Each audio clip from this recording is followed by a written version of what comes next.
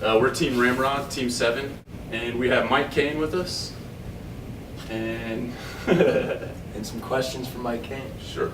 let's start with his background then. Yeah. All Please, right. if you could introduce us to the class. Sure. My background's in biotechnology. My training's in molecular pharmacology. So my career started as a drug discovery scientist. Yeah. Started at Abbott Labs after my undergrad, and then after a few years there, I decided to go back to school. Came here at Purdue, got my doctorate in pharmacology from the School of Pharmacy. Then I went back into the pharmaceutical industry. Did that for a little bit longer. Got into the field of genomics, and I've kind of been there ever since. But in the process, I have left the pharmaceutical world to be an executive at a biotech company, and then I went ahead and started my own company when I saw an opportunity that I thought would be appropriate. Yeah, let's talk more about that company you started, that first company you started. The company started out of a couple of different events sort of coincided. Mm-hmm. The company that I was working for at the time, I was a vice president, was slowly running out of money and wasn't being very competitive in its own market. And myself and my team that I ran, we had filed a patent application on a method for doing some DNA detection in unsequenced organisms. Mm-hmm. So right, DNA sequenced organisms, humans, rats, mice, is one thing, but if you're exploring what we were calling emerging organisms, honeybees, dolphins, whatever, they're just, rather than trying to take, at that time, the resources to sequence those organisms, which, by the way, has gotten a lot cheaper over the years, but back then it was still a multi-billion-dollar endeavor, and you wouldn't sequence an organism that didn't have a return on that investment, right? We don't sequence the panda, cute, but until you can't help them with that, and so on. But yeah. So we were looking at downsizing the company, of which R&D is always one of the first to go. Mm-hmm. And I was running the R&D division, so when I got word of this, I approached the CEO and said, I've got this idea, I've got some key people in my group, I'd like to get access to this IP and see if I could raise money, and if I could take this group with me to start a new company, and we may be able to be partners in the years to come. And the CEO liked that idea of rather than laying off people. And so we did that. The technology that we developed turned out to need a particular biotechnology, bioanalytical hardware. So I approached that company's CEO, and we got to know each other a little bit. And I said, this is what I'm trying to do, and how it would benefit them by having a new method on their instrument, which would hopefully improve or increase the market share that they would have, more people using it. So they invested in us, and that's how we started the company. And we went for about 3 years under one business model, which was a service model, where our clients would say, we need to do this. From that transition, we decided to get more money into the company by switching to a product company. So diminish the services idea, because it tended to be exploratory and open-ended. Mm-hmm. So it's one thing to say, hey, we're going to work on this for 4 months, and then 2 years later, you're still working on it. Was it costly? Right.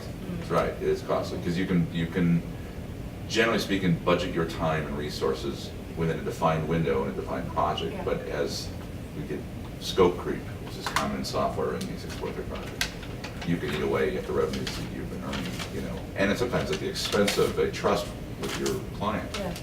So we moved to something that said, all right, we're gonna make products. The reason, there's probably a lot of reasons why the company in the end didn't succeed, but the cost of DNA sequencing has just continued to fall. Yeah. And so as that line surpassed us, we couldn't compete anymore. So we're gonna do this work in porcine or pig research, and they said, well, it's cheaper for us to just go sequence this tissues, genes, or something like that. Yeah. And so that's where we ended up sort of struggling. Sure, maybe let's change gears a little bit here. It says you're the co-founder and co-inventor for an auto-aiming broadband tracking system company. Right. That's the first of 2 companies I've started since I've been here at Purdue. Been very successful. BATS is broadband antenna tracking systems. The original idea came from a colleague of mine who did some consulting in that space, going up and climbing towers to realign antennas after weather events, right? Because you see them when you walk on that driving highway. Some of them have a cover on them so they look flat, and some of them have a dish, just to protect them from the weather. So he said, well, what if you could automate that? So if there was an event where a high wind changed the tower slightly, you might still have a connection, but your bandwidth's gone down because you're not aimed. So it automatically aimed that. So we started developing that, myself and three other colleagues in here, of which the 3 of us, one of them was a grad student at the time, commercialized this idea. Where do you see your companies going, these two companies specifically? Well, this one in particular, I think we're purely set on a flip model, meaning we're going to get hopefully get to a valuation where a larger company that specializes in this space would take it and go. Really? I mean, we've talked about growth models and so on and so forth, but usually that's what you're trying to do because, and it's actually, in my opinion, an artifact of human behavior, right? So the inventors of this technology are here at Purdue. We're not leaving our jobs to go do that, okay? I've already done that. I've done my day in that. It's kind of fun, but it can be a bit stressful.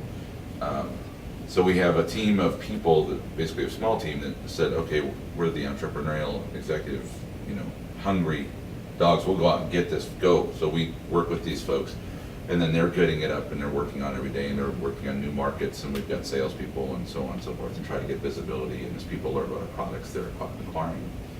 But I think that's probably what we would end up doing. Okay, so do you believe in a business plan? All right, so the business plan's role, what it's supposed to be, right? All these things are tools, right? They're nothing more than tools. And so in my mind or my experience, the business plan is intended to communicate a common plan between an inventor or inventors or other developers with potential investors and partner.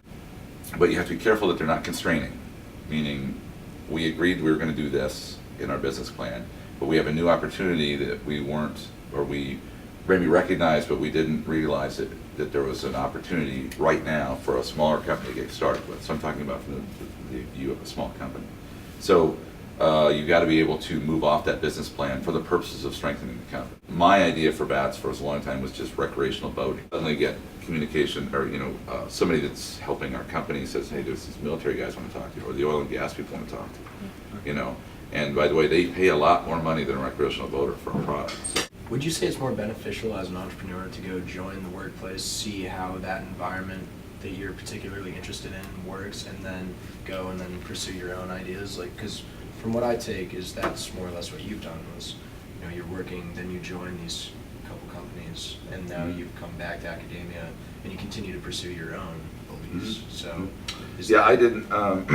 Well, I'll answer about myself, then I'll answer your question. Yeah. So when I was your age, I wasn't planning to be involved in entrepreneurial work. I think you just need to be ready to find out what you like to do, and that changes.